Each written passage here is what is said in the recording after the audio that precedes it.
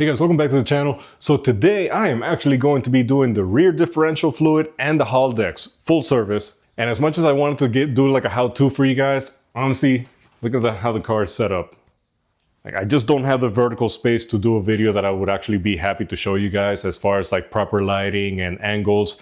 I'm basically working with maybe about a foot's worth of ground clearance. I just foresee that my head is gonna be taking up half the screen most of the time when I'm down there. So like, that's not useful. Like, this kind of video would really be better to do on a lift, which I don't have. However, I still wanted to share with you guys what I'm most curious about, which is the condition of the Haldex pump. Now, as far as I know, the pump itself has never been taken out to be cleaned out. I know the fluid has been changed. The previous owner did tell me that he had it changed, we're now coming up on 3 years since that happened.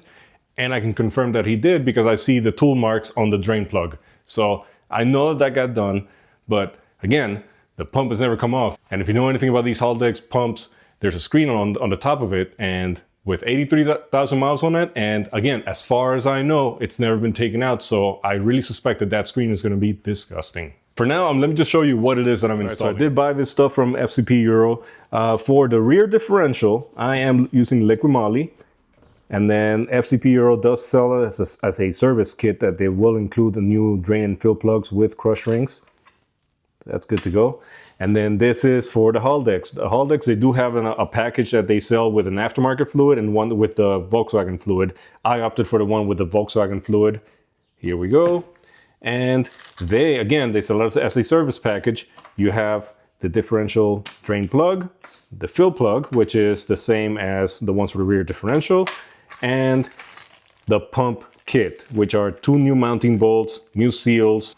All right, so what I will do real quick is I'm gonna get under the car. I just wanna show you guys what it is so that my differential looks like right now. And then I'm gonna go ahead and change the fluids, do what I gotta do. I'm gonna clean it because it does have some signs of a very slow seepage at the axle seals. I wanna get that cleaned out, and then, yeah, you're gonna see the before and after. But for now, let me show you what the condition at the moment.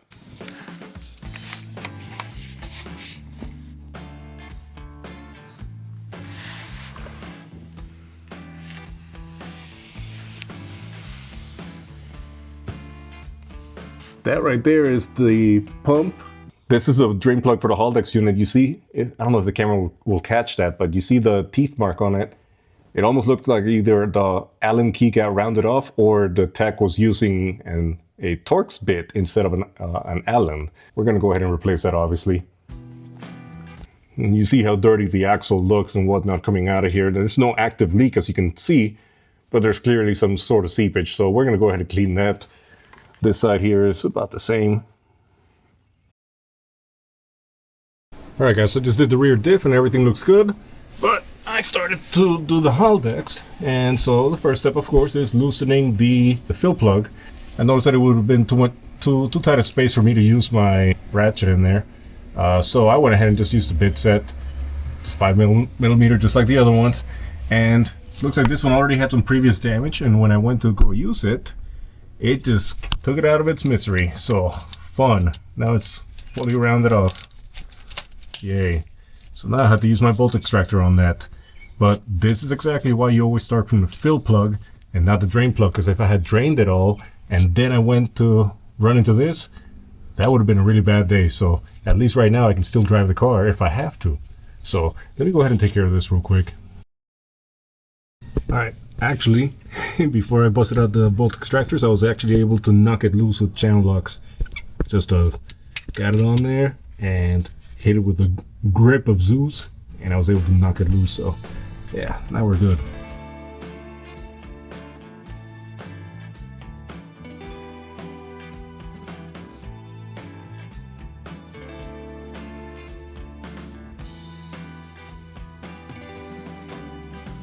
Well, it's not as dirty as I expected it to be. I want to say that this definitely got cleaned out by the last tech. This is very clean.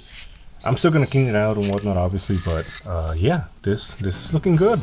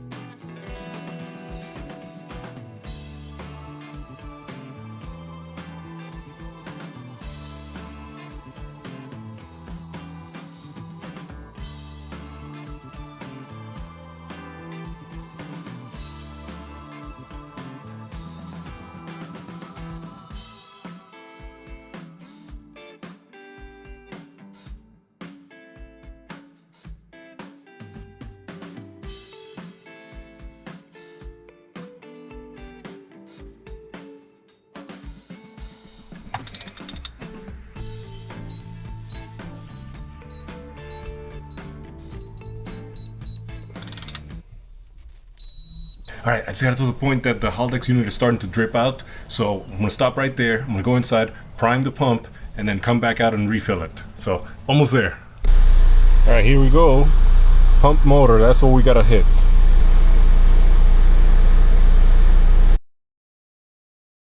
All right, the priming went well. I ended up cycling it 3 times, and then I went back and topped it off. Just so you guys see, this is how much was left over in my syringe thing to fill it up. So yeah, 1 liter is plenty enough for it. So let's go down there and show you what it looks like.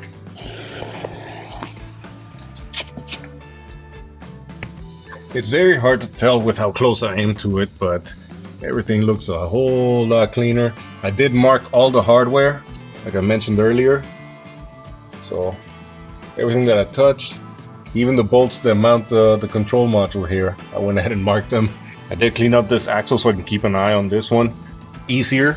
But this one here, I decided not to clean it out. You see it's still all grimy and stuff. And that's because anything that I cleaned up from there would fall on my exhaust pipe. And that's gonna stink and it's gonna smoke up. Like, yeah, I didn't want to deal with it. So I'd rather just keep an eye on it. At this point, it is just a seep. It is not an active leak on either side. So again, just keep an eye on it. I am now aware that it's something I need to look for. Anyway, guys, this project is not difficult at all. Honestly, getting the car up on jack stands and getting it level. You see, I have my level up there. I used that as a point of reference when I had it on the ground, and then I went ahead and matched it up once I lifted it. That was probably the more complicated part. Everything else is pretty straightforward, except obviously the rounded off bolts. And thankfully, channel locks got them off. So one thing I will recommend to you guys to make your life a lot easier to do this job is, you need long extensions for Allen and Torx. If you have them, I'm not saying it's impossible to do it without it, but man, if you have them, they make your life so much easier. Because some of these bolts, you can't really get in there with the head of your ratchet because there's other stuff in between. So if you have a long Allen, that makes your life so much easier, and a long Torx. And the last thing, obviously, you needed some sort of way to prime the pump, whether that's with OBD11 or Solo Scan. You guys saw me do a review on that in the past. VADCOM, that will also work as well. So whatever you can do to get to the pump and force it to prime. I went ahead and did 3 prime cycles. The first one was the loudest and it sounded loud and scary. So I stopped it. I let it rest for a few seconds, and then I did another one. And that one was much quieter. It didn't do any squealing noises or anything. And then the third one, it was just, you just heard a hum. That was it. So it's like, okay, I think we're good. So I went back in there and I finished topping it off. And I know this was not a how-to, but I hope it still inspires you to go out there and work on your car. Easy maintenance like this can save you a whole lot of money, and that's what this is about. So go ahead, don't be scared. With that said, guys, thank you so much, and I'll see you next time.